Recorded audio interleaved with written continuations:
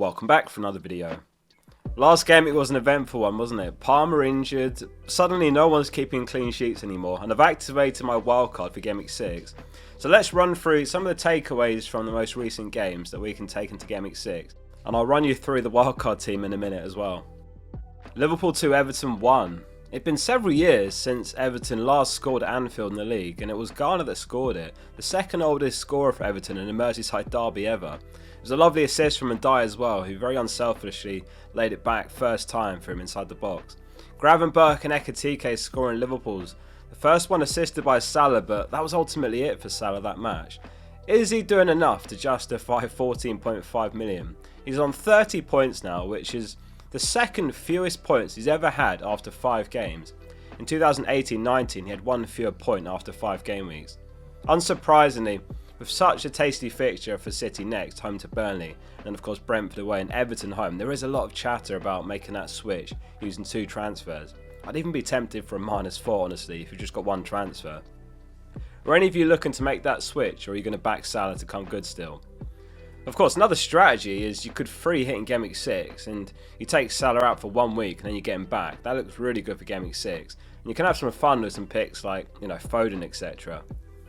In terms of Everton, they're worth a mention again because they've got West Ham and Palace home next, back-to-back, 2 home fixtures. And Tarkowski has hit the DEFCON threshold in 100% of his games so far. I didn't know Ndai was such a good tackler. He's hit the threshold a couple of times or so as well. He's looked really good defensively as well. Dewsbury Hall, of course, and Grealish also great options for Villa.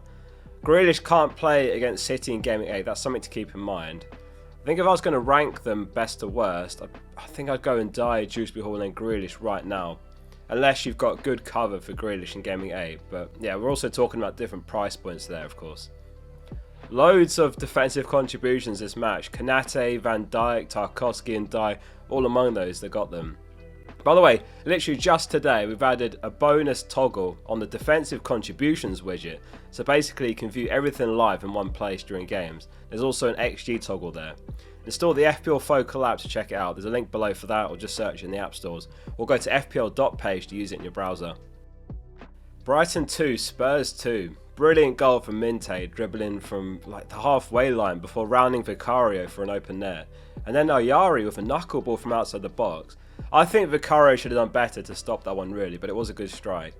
And then Richarlison got one just before half time, and then it was a late own goal from Van Heck. It was Kudus that assisted both. I remember someone on the deadline stream said they were going to go captain Richarlison this game, which I said pretty bold in my opinion, because I'm going Salah captain, but yeah, well played for going against the grain there. Jorginho got the assist as well for Minte's. I think he and Minte are both really nice picks for sub 6 million with some good upcoming fixtures as well. I like Jorginho more given the potential pen duties, and there is the potential to play out of position striker sometimes. On Saturday, there were no clean sheets, so in other words, both teams scored in all 7 Premier League games, all 14 teams scored. The only day in Premier League history that's had more games to see every team score was back in November 2010, where it happened with 8 games. It's quite ironic really, because those of you that watch my videos every week will recall last week we were saying there's an interesting increase in clean sheets and reduction in goals scored and XG so far this season, and then look what happens. I guess the law of averages really is a thing. West Ham lost 2-1 home to Palace. Bleak times right now as they sit in the relegation zone, currently having lost all but 1 game so far.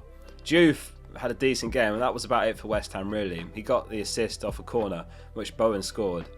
I wouldn't be surprised if Potter's relieved of his duties soon. It was Mateta that scored one of the goals for Palace, but no bonus points again despite scoring, and it was a rare Mitchell goal for the winner. Crystal Palace are unbeaten in 17 games in all competitions, 7 wins, 10 draws, which is their joint second longest run of games without defeat in their entire history, and only 1 behind their record 18-game run that ended back in August 1969. They've got Liverpool next, of course, so it's going to be very, very difficult to match that run. In my opinion, I do think it looks like a potential opportunity to sell some Palace assets.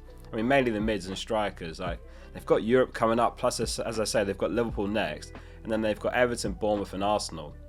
From gameweek 10, the fixtures look quite attractive again. Let us know in the comments, what's your plan with your Palace assets? Drop a comment below. If you just own a defender, then you can make the case for holding on to them longer, if you can bench them, if possible, for Liverpool and Arsenal particularly. So, speaking of fixtures, who's got the best upcoming run in FPL starting now? Well, Arsenal have moved to the very top of the ticker. It's Newcastle, West Ham, Fulham, Palace, Burnley and Sunderland. Really stacked run, and from Game Week 7 the priority has to be Arsenal assets if you ask me. My wildcard is active, as I say, and without a doubt I'm going to be tripled up on Arsenal. We've got Leeds on second. Honourable mention to Stack, who have an absolutely world-class free kick last match. He also got an assist that match for a proper haul, and he's only 5 mil. I was personally looking at Dewsbury Hall for those next 2 games back-to-back that I mentioned, but he's picked up another yellow now. 4 games in a row he's been booked, so 1 more and he's suspended for 1 game, so that could derail the bench boost in Game Week 7, so I think I might have to change to Stack now. Although Stack does play a deeper role, he does still have the set-piece duties, direct free kicks. He's taken 12 corners this season as well. He and Szoboszlai, the only 2 players to score a direct free kick so far this season. Anyway, we've got Spurs in third on ticker. I still quite like Kudus. Pedro Porro isn't looking worth the premium now that he's off corners, but I think Romero and Van der Ven still look pretty sufficient. Chelsea up there as well. They do of course have Liverpool in Game Week 7, but despite that I'm still considering João Pedro, given Delap's injury. I'm certainly in the minority, I think, that's not owned João Pedro so far, but I think as far as the Game Week 6 wildcard, it'd probably just be him in terms of Chelsea assets. Man City are a bit further down in 10th. Obviously they've got 3 great fixtures though, so shorter term, best fixture run in the league if we're talking next 3 games. And then it's 3 mixed games after that. So their run is Burnley, Brentford, Everton, and then it's Villa, Bournemouth, Liverpool. I imagine some will jump on Haaland just for 3 game weeks and then pivot back to Salah, maybe even Palmer. I mean, Palmer's got Sunderland home in Game Week 9, assuming he's fit by then. That is well over a month away in fairness. So speaking of Chelsea, a really entertaining watch as a neutral. Not such a great watch as a Sanchez owner though. Well played if you benched him and started Dubravka if you were on that combination. A straight red card really early on for a challenge on Mbumo, so that was -3 for the red. Plus another -1 after conceding twice, so 1 appearance point, -3 points in total. For those that are asking, if a player that you own gets red carded, keeper or defender, they still get negative points for every 2 goals conceded, since, you know, in a nutshell, it's their fault that the team's a man down, so it just makes sense. As annoying as it is in those scenarios like last game week when it happens to you. Benderek's got the worst score of all time. He got -7 points, where he got sent off and they conceded 9 goals to Man United. For the first time in a Premier League match since 2003-2004 season, Chelsea was shown more cards with 6 than they had shots with 5. I know some of you say you love it when I pull out these random stats, so let's do a couple more. Man United versus Chelsea is the first match in Premier League history to see 2+ goals, 2+ reds, and 2+ substitutions in the first half. Chelsea are the first team in Premier League history to make as many as 3 substitutions in the opening 21 minutes of a game. Anyway, obviously the headline was Maresca had to take Palmer off after like 20 or so minutes, a reoccurrence of his groin injury it looks like. Maresca was asked about it of course, and he said the following. He did a test this morning to play this game. He was not 100% fit. He made a fantastic effort to play this game, but he was not 100%. He wanted to play this game for the team to be close, so the effort's been huge from him, but then after 20 minutes he started to feel something, so we decided to change him. Simon Phillips, who's reliable for Chelsea news, also said the following. Just so everyone knows, Cole Palmer's been injured since the Club World Cup. They've been giving him pain injections to play. Nothing bad showed up on the scans, but he's had continuous discomfort in his groin, and it's not gone away, so make of that what you will, he said. So yeah, it's not a new issue with Palmer, it's been going on for a while. Very unlucky, of course, for those that just brought him in, or those that captained even. In terms of best replacements, if you don't own Salah, you can get back to him, then that's worth it, but obviously we're talking like an extra 4 mil. Otherwise, I'd go for Bruno, Foden or Semenyo. In other news, Villa are absolutely shocking. Joking aside, it has genuinely been catastrophic having Rodgers and Watkins for 10 blanks combined. I was looking back on that one, like I've obviously picked both of them from Game Week 1, and in Game Week 3 I had to use 2 transfers to get rid of Palmer and Strand Larsen that were injured. In Game Week 4 I did have a free transfer, and I did consider Sarr or Mateta that week because they had a couple of nice fixtures, but even if I'd made that switch, it actually wouldn't have made any difference. Like Sarr ended up getting injured, Mateta's only scored 4 more points than Watkins himself. Elsewhere, Haaland scored City's only goal in the 1-1 draw against Arsenal, assisted by Reinders, who also hit DEFCON points, Martinelli with a very late equaliser. Senesi also hit DEFCON in the goalless draw against Newcastle. What a gem he's looking like for 4.7 mil. He's an absolute lock in the wildcard for me, and he rotates perfectly with Anderson. I'm sure by now a lot of you are thinking, can he shut up now and just show us the wildcard? So let's move on and I'll talk about where I'm currently at with the team. I'll explain the core players that I'm building around and which players could still change by the deadline. So it's Dubravka and Donnarumma in goal, Gabriel, Senesi, Anderson, Saliba and Rodon in defence, and Dye, Bruno, Reinders, Semenyo and Stack in midfield, and then it's Gyökeres, Haaland and João Pedro up front. There's so many combinations that I'm weighing up right now. My head's absolutely fried. Like even at the back, there's Raya and Vardiol over Donnarumma and Saliba, and that's better if Vardiol starts every game. It's the same 2 defences, just the other way around. City fans, do let us know, will Vardiol start all games? Now, of course, he's got the benefit of being able to play in left back or left centre back, so it could be that he starts every game and it's just one or the other position. Aït-Nouri is nearing a return and Ake is fit, so I'm trying to weigh that in as well. I've also looked at a combination which has got Raya and Foden over Donnarumma and Ndiaye. But basically, if I go Foden over Ndiaye, it means losing Saliba down to a 4.5 mil defender, like Van de Ven or Konsa, for example. So that one would be a short-term punt on Foden for those really nice fixtures, the next 3, and then Palmer comes back in for him in game week 9, assuming he's fit.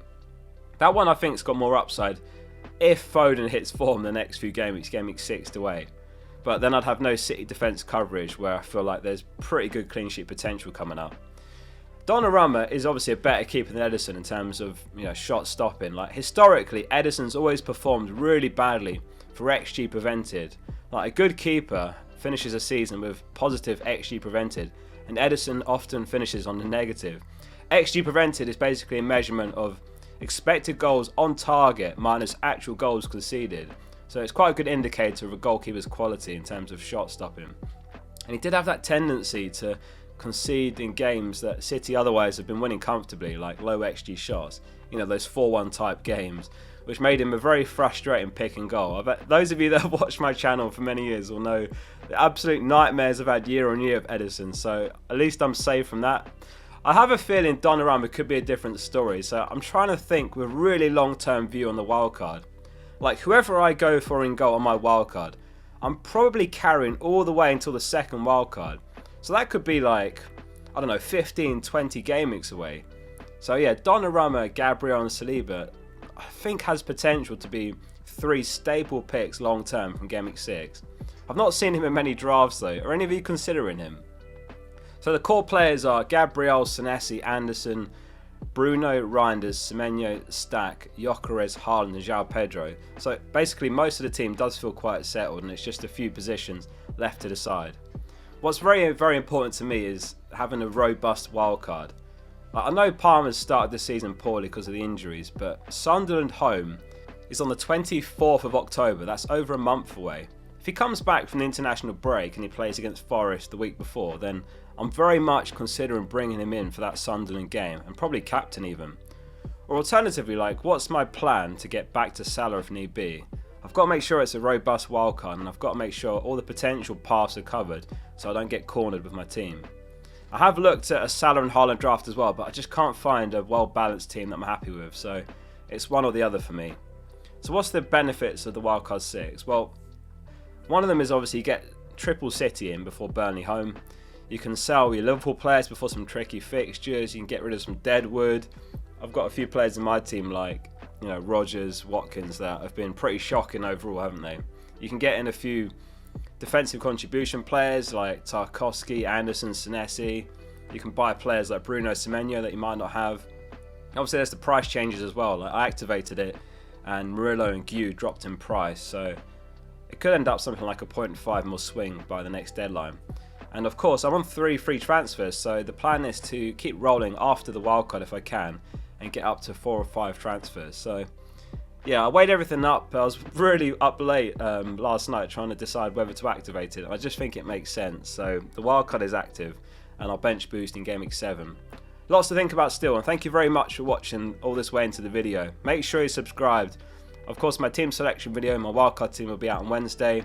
We'll see what the #1 all-time FPL manager has done with his wildcard on Friday, so keep tuned for that. Or stay tuned for that. Anyway, I'm rambling. Thank you very much for watching. See you soon for the next one.